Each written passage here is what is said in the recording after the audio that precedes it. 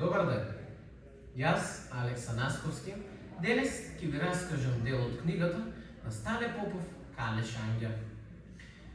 Главни ликови се заробените деца, а темата е насилството врз македонското население од страна на турците. Во конакот, каде што ги затворија децата, се создаде огромна врева.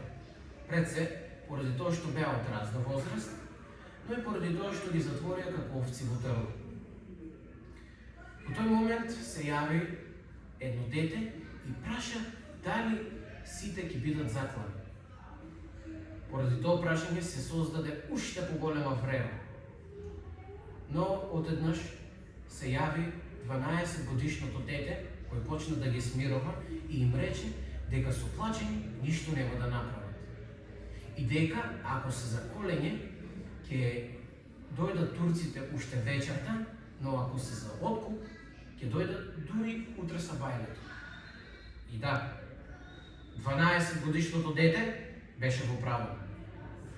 Ако сакате да дознаете зашто беше во право 12-годишното дете, прочитајте книгата Кале Шања од Стане Попов.